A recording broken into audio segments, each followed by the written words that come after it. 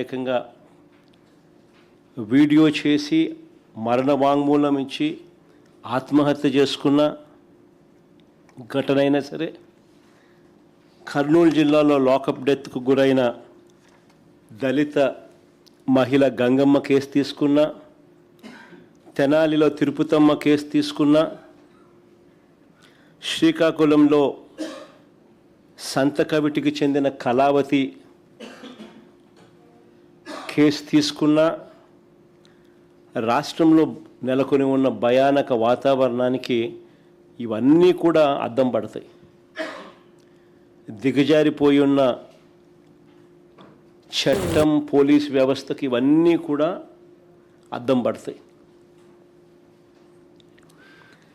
కస్టడీలోకి తీసుకొని ఒక మనిషిని దారుణంగా కొట్టి చంపి కుట్రపూరితంగా సీసీ ఫుటేజ్లను సైతం మాయం చేసి చివరికి శవం కూడా కనపడకుండా మాయం చేసి ఆ శవం ఎక్కడుందో, ఏం చేశారో, ఏమైందో కనీసం కుటుంబ సభ్యులకు బూడిద కూడా ఇవ్వని అత్యంత అమానవీయ పాశవిక ఘటన జరిగి, ఈ ఘటన కూడా ఎక్కడ జరిగింది? So called state head quarters. అంటే చంద్రబాబు నాయుడు గారి ఇంటికి ఆమడ దూరంలో.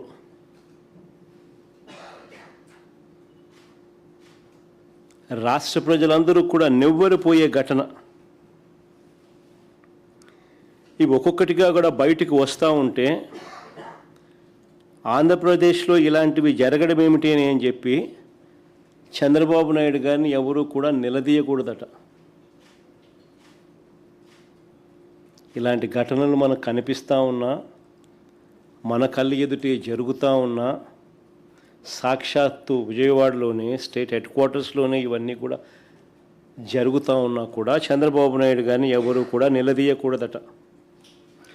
వీటి గురించి ప్రశ్నిస్తే, వీటి గురించి నిలదీస్తే వెంటనే వాళ్ళ దగ్గర నుంచి వచ్చే మాటలు ఏమిటి? క్రిమినల్స్కు మద్దతు ఇస్తారా అంటూ తాను ఎదురుదాడి చేయడమే కాకుండా తనకు తానా తందానా అనే ఎల్లో మీడియాతో కూడా ఇదే మాదిరిగానే రాతలు రాయి చేస్తారు. Character assassination. జరిగిన ఘటనలో అమానవీయంగా ఒక వ్యక్తిని పోలీస్ కస్టడీలో తీసుకోవడం, కొట్టడం, చంపడం, కుట్రపూరితంగా సీసీ ఫుటేజ్ను మాయం చేయడం, చివరికి శవం కూడా మాయం చేసిన పరిస్థితి. చివరికి ఆ తల్లికి కనీసం బూడిద కూడా ఇవ్వని అత్యంత అమానవీయ పరిస్థితుల మధ్య దాని గురించి ఎవరు మాట్లాడరు. The so called yellow media తానా తందానా అని చంద్రబాబు నాయుడుకు భజన చేస్తూ ఉన్న వీళ్ళు మాట్లాడే మాటలు ఏమిటి? రౌడీ షీటర్కు మీరు సపోర్ట్ చేస్తారా అని ఇలాంటి మాటలు. నిజంగా ఈ టాపిక్ కూడా డైవర్ట్ చేయడానికి, ఆశ్చర్యకరంగా ఈ టాపిక్ డైవర్ట్ చేయడానికి చంద్రబాబు నాయుడు గారి పార్ట్నర్ కూడా, ఆయన కూడా ఒక సైడ్ క్యారెక్టర్ మాదిరిగానే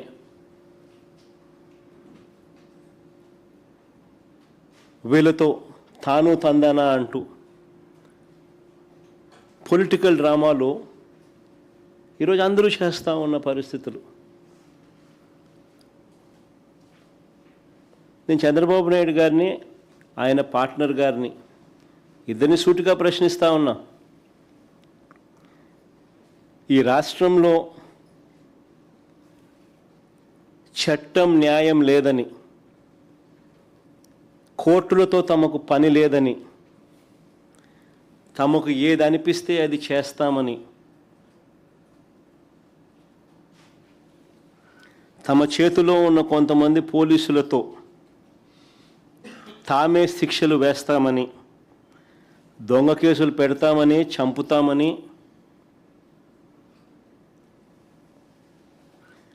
బూడిద కూడా ఇవ్వమని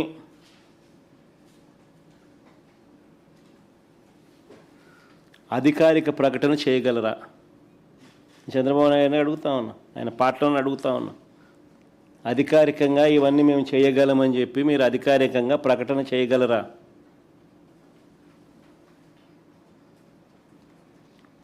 మీరు మాట్లాడుతూ ఉన్న మాటలకు అర్థం ఇదే.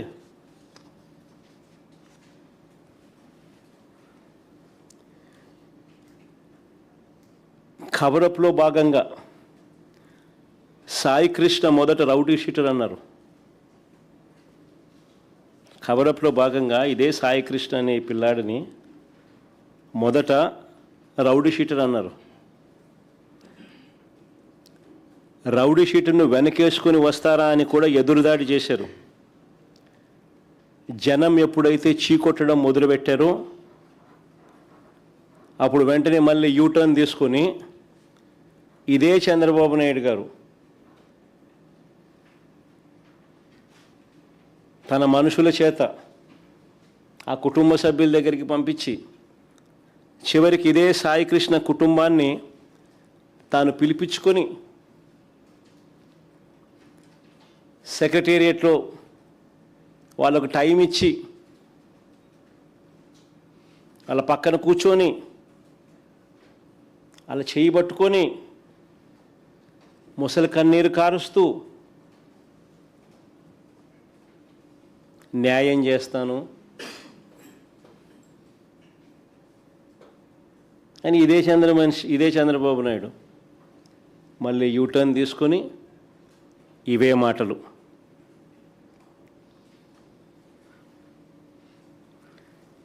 అసలు ఏ రకంగా ఏకంగా 40 రోజుల పాటు ఇది బయటికి రాకుండా తొక్కిపెట్టిన ఈ కేసుపై యావత్ దేశమంతా కూడా దిగ్భ్రాంతికి గురైతే 40 రోజుల పాటు, ఇన్ఫ్యాక్ట్ మేము పోయి 40 కూడా కాదు, దాదాపు 46 రోజులు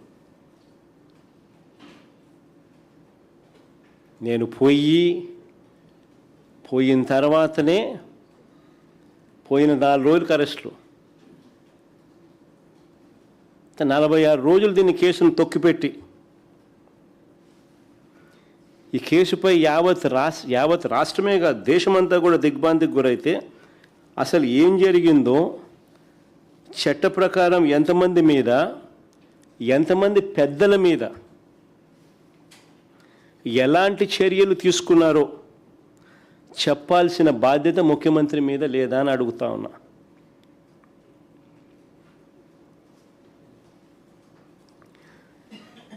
ఇంత జరిగినా కూడా ఇప్పటికీ కూడా చంద్రబాబు నాయుడు గారిలో కానీ ఈ ప్రభుత్వంలో కానీ ఎక్కడా కూడా చిత్తశుద్ధి అనేది కనిపించదు. ఎక్కడా కూడా ఏ కోశానైనా కూడా కనీసం రిమోర్స్ లేదు, పశ్చాత్తాపం లేదు.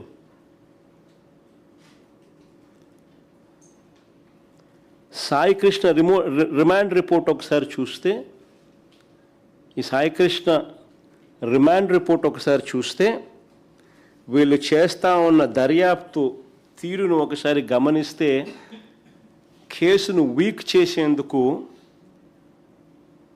పై వాళ్ళను ఎలా కాపాడుతున్నారో చాలా స్పష్టంగా కూడా కనిపిస్తాయి ఆధారాలతో సహా.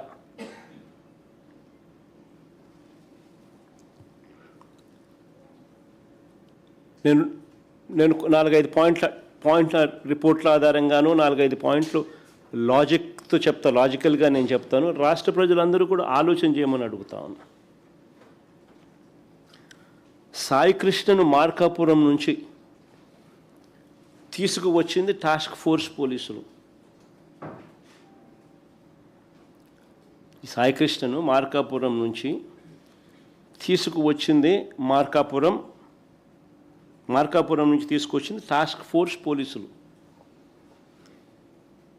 వాళ్ళ రిమాండ్ రిపోర్ట్లోనే ఇది రాశారు, ఇది చెప్పారు. వాళ్ళు కృష్ణలంక పోలీస్ స్టేషన్కి